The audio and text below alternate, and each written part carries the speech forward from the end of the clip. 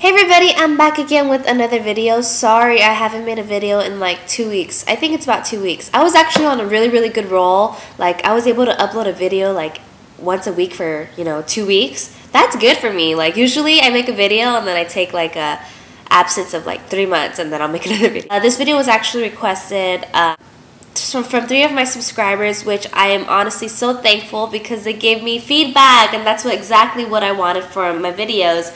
And they actually requested the worst of 2010 tag, but I was just thinking about it and I don't know, it's not really 2010 anymore, it's like midway through January and it's gonna be February, so I'm kind of over the whole 2010 thing, and I'm just going to show you guys like products I regret buying. Before I do start, I want to give them a very special shout out. So thank you guys so much for giving me feedback, and I hope to hear from you guys more. I really did appreciate it. So thank you Juicy Juice 1313, thank you puccaandgarufann, and thank you to X Vanilla.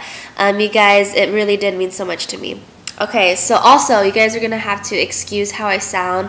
I don't know if you guys could tell, but I'm like really congested right now. And maybe throughout the video, I'm going to start coughing like an old grandma because I'm still fighting a cold. I've been fighting it for like almost a week now. And it's getting a little better, so let's cross my fingers that it'll be better before I start school.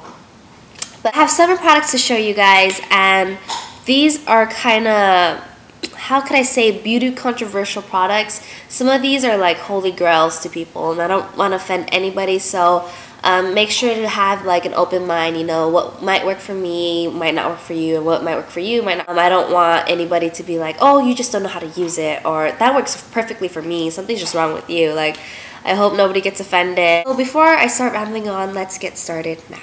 So the first thing I'm going to show you guys are these Almay eye makeup remover. It claims to be like #1 in America, but that is total BS. Like, these are the worst eye makeup remover pads I've ever used. We're going to pretend this is my eye, and I'm just going to show you guys how these work. So pretend this is your actual eye. It's kind of crooked. Whatever. But, okay, so this is a first pad. So, you want to dab it on, and you don't want to rub too hard on your eye because your eye area is really sensitive. And then, you kind of just try and sweep it off. Do you guys see that? Do you guys see that? That's how it looks on your face. So you take another one, and it's still really dirty. This is a third pad.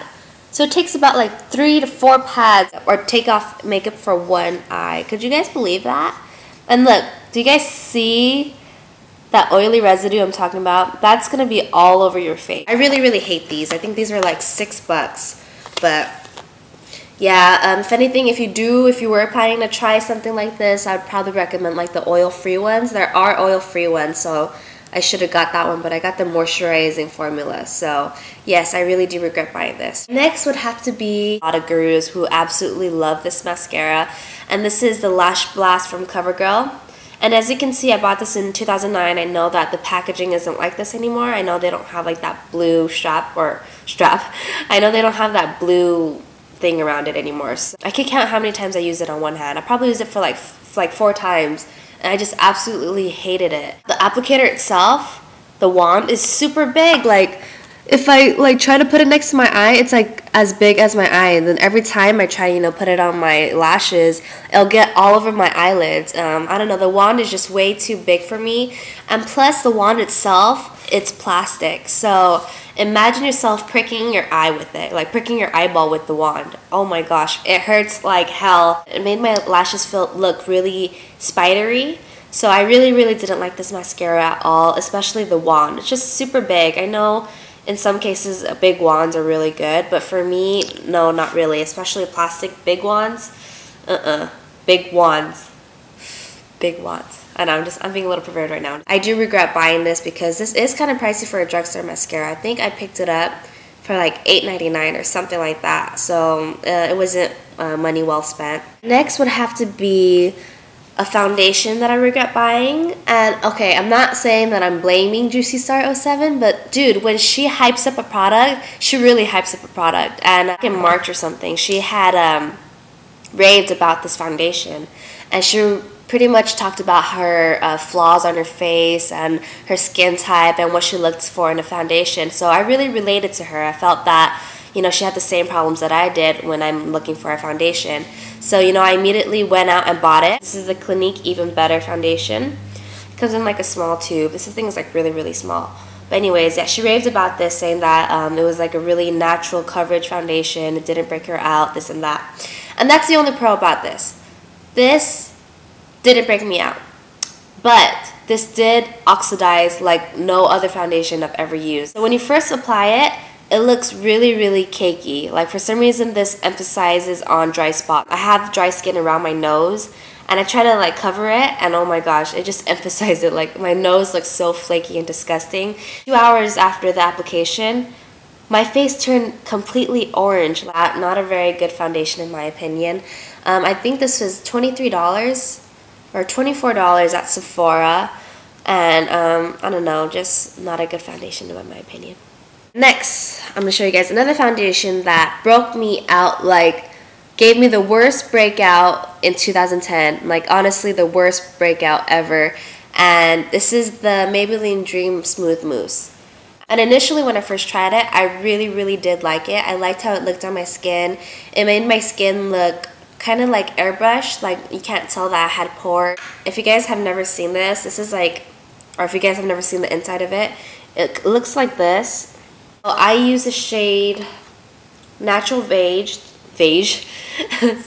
Okay, so I use this shade 240 Natural Beige, and okay, within a couple days of using this, I had giant cystic pimples everywhere on my face. It was really, really bad. I would recommend this product if you did have, you know, normal skin that you don't break out. But if you do have acne-prone skin and you're really, really sensitive, and you have really, really sensitive skin, I would not recommend this because this will just clog up your pores. So definitely regret this. Really regret this product. Alright, I'm down to my last 3 products. So the next product would have to be the Biore Warming Anti-Blackhead Cream Cleanser. And you can pick this up anywhere, but I wouldn't recommend you picking it up because this claims that the beads are like heat activated and they'll just like open up your pores, and I don't know, that results in like a really deep pore cleansing or something like that. Bull crap. This and this caused me to have like the worst breakout of 2010. Like honestly, it claims to have salicylic acid 2.0%. So I don't know. This does not work. It smells like candy and it smells like you could like eat the formula, but no, it doesn't fire away at blackheads. It makes you have more. So if you have sensitive skin and you have so happened to pass by this at a drugstore, don't pick it up. Honestly, this is like a really, really bad cream cleanser. Clogs your pores. So definitely don't stay away from this. Just throw it away. Just don't. We're down to our last 2 products, and I guess you can say I kind of saved the worst for last. You know, it's supposed to be like the best for last, but it's the worst. Okay, so this is the MAC Studio Stick Foundation in SPF 15.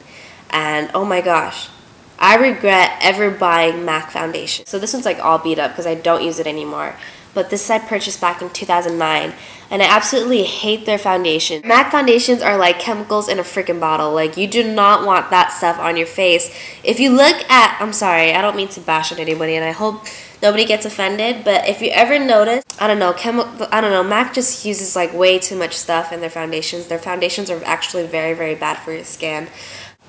Honestly, I hate them. I hate them. Like, this foundation like broke me out over time, right? This foundation broke me out instantly. Like when I first applied it, I just got an allergic reaction, like a flush of white bumps just like came all over my skin. It was horrible.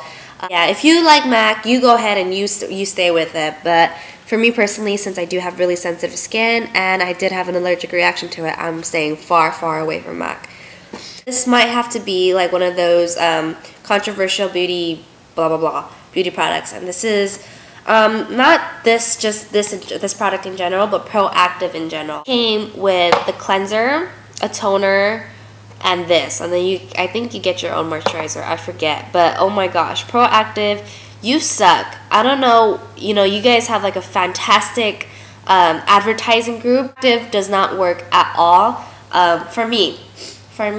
Like I have to keep thinking that this is for me, but Proactive broke me out even more. It made my skin worse. I never had sensitive skin before Proactive. Proactive is what gave me sensitive skin. It like made my skin feel really raw and really like red and really fleshy. Like it would just like strip out the flesh of my skin. From then on, I knew that whatever was in Proactive is not good for your skin. I know you're supposed to go through like a purging stage, but no way. It made me break out more. It made my skin sensitive, and it's just a waste of money. I think I purchased Proactive like 3 times. I used it for about 4 or 5 months, and you know, that really just made my skin worse. I also heard like a lot of stories where like Proactive would work for somebody and then they'll stop using Proactive and their acne will come back. Like you would have to keep repurchasing Proactive. And those are the products I regret buying, and I really hope you guys enjoyed this video. Please leave your comments, rate, subscribe, tell your friends about me. If you guys did enjoy the video, and if you guys have any other requests, please leave a comment on my channel or leave a comment below. So I hope you guys have a great day, and I will see you guys next time. Bye.